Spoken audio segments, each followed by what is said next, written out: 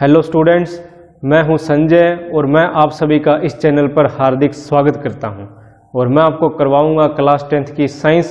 और आज का हमारा जो विषय है वो है अम्ल, क्षारक व लवण। और इसमें हम चर्चा करेंगे पीएच स्केल के बारे में। और जैसा आपने हमारी जो लास्ट वीडियो देखी उसमें हमने चर्चा की थी अम्ल, क्षारक व लवण, इनके गुणधर्मों के बारे में, और देखा अम्ल व क्षारक के रासायनिक गुणधर्म कि आखिर वो मेटल के साथ, मेटल कार्बोनेट के साथ और मेटल बाइकार्बोनेट के साथ किस प्रकार अभिक्रिया करते हैं और कौन कौन से नए तत्वों का निर्माण करते हैं। और आज हम जानेंगे पीएच स्केल के बारे में। तो पीएच स्केल शुरू करने से पहले हम बात करेंगे सूचक के बारे में। सूचक, सूचक को इंग्लिश में कहते हैं इंडिकेटर। और इसके बारे में हमने जानकारी लास्ट वीडियो में हासिल की थी। और कितने प्रकार के सूचक हमने पढ़े थे? 3 प्रकार के। कौन कौन से?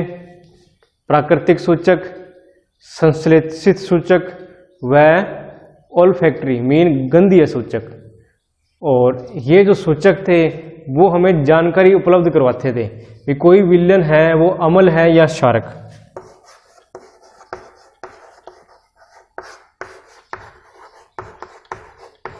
लेकिन इनसे यह नहीं पता लगता था कि जो विलयन हमें दिया गया है वो किस प्रकार का है, वो तनु है या सांद्र है। सिर्फ इतनी ही जानकारी हमें इनसे हासिल होती थी कि दिया गया विलयन अम्ल है या क्षारक है। लेकिन इससे ज़्यादा जानकारी कि जो अम्ल है वो तनु अम्ल है या सांद्र अम्ल है, तनु या सांद्र, इसके बारे में भी हमने पिछली वीडियो में चर्चा की थी, तनु और सांद्र। और इसके अलावा भी अम्ल 2 प्रकार के और होते हैं, प्रबल अम्ल व दुर्बल अम्ल। सांद्र अम्ल जिसमें H+ आयन की मात्रा अधिक हो वह जल की मात्रा कम, उसको कहते हैं सांद्र अम्ल। और तनु अम्ल वो होता है जिसमें H+ आयन की मात्रा कम हो, वह जल क्या हो? ज्यादा। सांद्र वो अम्ल होते हैं जिसमें H+ आयन अधिक हो और जल क्या हो? कम हो। यानी कि वो एसिड, वो अम्ल जिसमें पानी कम होता है। और तनु अम्ल वो जिसमें पानी ज्यादा होगा और H+ आयन कम होंगे। तो ये सांद्र और तनु। एक हमने पढ़ा था प्रबल अम्ल और दुर्बल अम्ल के बारे में भी। प्रबल अम्ल वो होते हैं जो आसानी से H+ आयन दे देते हैं, जो ज्यादा, प्रबल अम्ल मतलब जो ज्यादा एसिडिक बिहेवियर के होते हैं, मतलब जो अम्लीय गुण ज्यादा प्रदर्शित करते हैं। और दुर्बल अम्ल वो जो आसानी से H+ आयन नहीं देते किसी विलयन के अंदर, जलीय विलयन में आसानी से H+ आयन नहीं देते, उनको कहेंगे हम दुर्बल अम्ल। बड़ी मुश्किल से ये अम्लीय बिहेवियर शो करते हैं।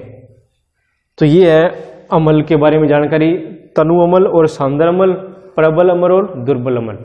तो अब हम बढ़ते हैं पीएच स्केल के बारे में। तो जैसा हमने देखा कि सूचक हमें सिर्फ इतनी ही जानकारी दे रहे थे कि कोई भी विलयन अम्ल है या क्षारक है, लेकिन उससे बढ़कर पीएच स्केल हमें यह भी जानकारी देता है कि जो हमें विलयन दिया गया है वो किस प्रकार का है, वो तनु अम्ल है या सांद्र अम्ल है। किस प्रकार जानकारी देगा? तो देखिए, किसी विलयन में हाइड्रोजन आयन की सांद्रता ज्ञात करने के लिए एक स्केल विकसित किया गया जिसे पीएच स्केल कहते हैं। और पीएच को हम कुछ इस प्रकार लिखेंगे, पी जिस प्रकार हम पावर लगाते हैं उस प्रकार एच ऊपर लिखा जाएगा।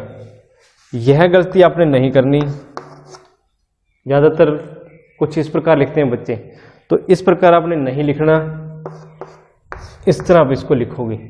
क्यों लिखोगे उसकी जानकारी भी हम आपको भी देंगे।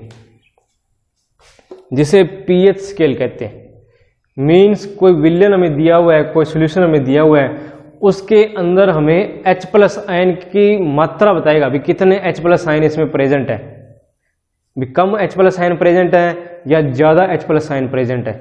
उसके बारे में हमें जो जानकारी देता है वो है पीएच स्केल। और पीएच का मतलब अब देखिए, पी है पोटेंस, हिंदी में इसको बोल देते हैं पुशांस, और ये एक जर्मन भाषा का शब्द है जिसको हम बोलते हैं शक्ति, पावर। और H का मतलब होता है हाइड्रोजन आयन, H यहाँ पर लिया गया हाइड्रोजन आयन के लिए, यानी कि किसी विलयन में हाइड्रोजन आयन की कितनी शक्ति है उसको हम बोलेंगे pH स्केल। तो इस प्रकार इसका नामकरण किया गया। अब हम देखेंगे भी pH स्केल होता क्या है और ये किस प्रकार हमें जानकारी देता है। तो pH स्केल एक तरह का पैमाना है, इसको हम कुछ इस प्रकार बनाते हैं जिस पर 0 से लेके 14 तक संख्याएं अंकित होगी और मध्य संख्या होगी इसमें 7। और अगर किसी विलयन का pH मान 7 आ जाता है तो उसका मतलब वो विलयन होता है उदासीन।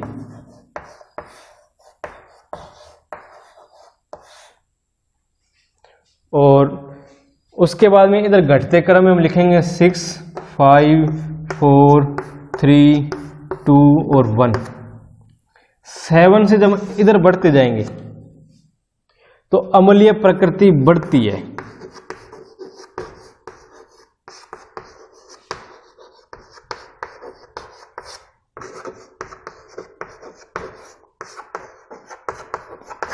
बाईं तरफ जब जाएंगे तो अम्लीय प्रकृति बढ़ती है, मीन्स H+ आयन की सांद्रता में बढ़ोतरी होगी।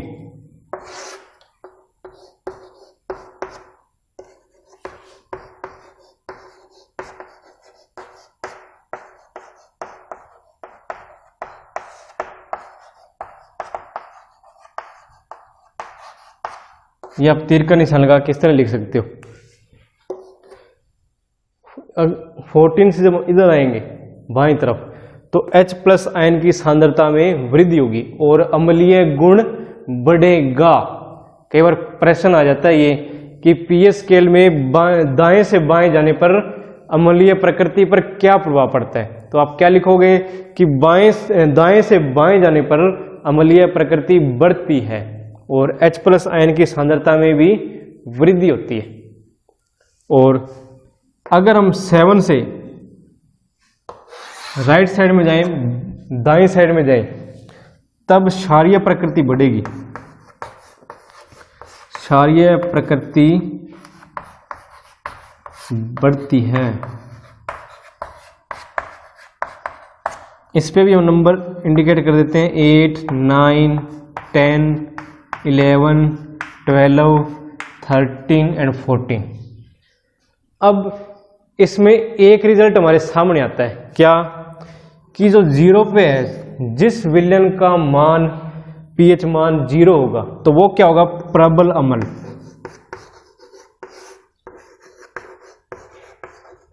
और जिस विलयन का मान होगा 14 तो वो क्या होगा, प्रबल क्षारक।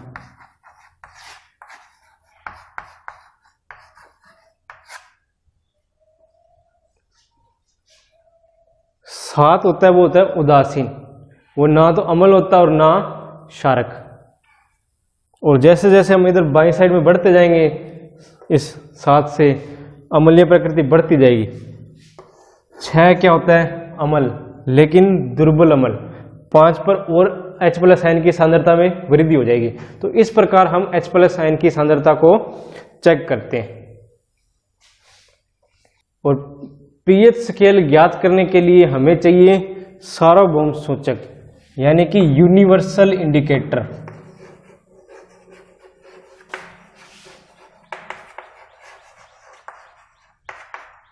और यह कई प्रकार के सूचकों का मिश्रण होता है।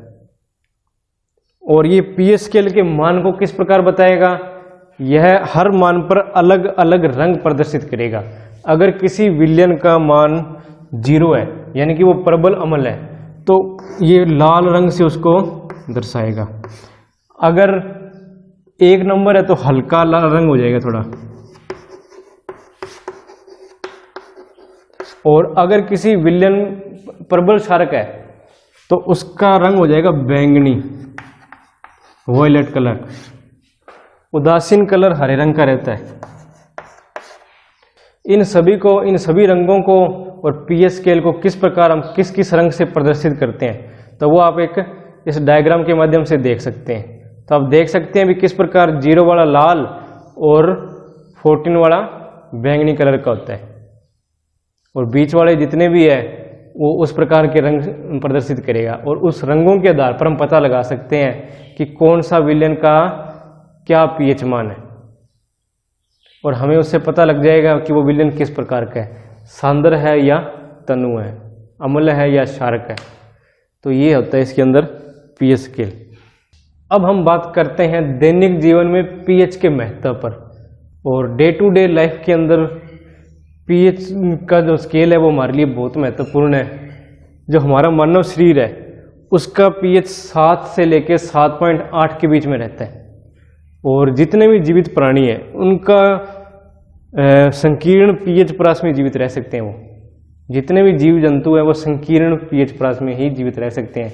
अगर उससे ऊपर नीचे हुआ तो वो मर सकते हैं। अगर वर्षा के जल का जो पीएच मान है वो होता है 5.6, अगर इससे कम हो जाएगा तो हम उसको कहेंगे अम्लीय वर्षा।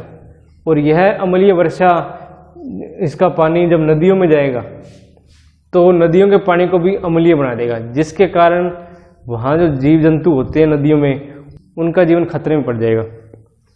उसके बाद में बगीचे व खेत में मिट्टी के पीएच मान की जांच की जाती है, ताकि जो पौधे हैं उनके स्वस्थ विकास के लिए आवश्यक पीएच ज्ञात की जा सके।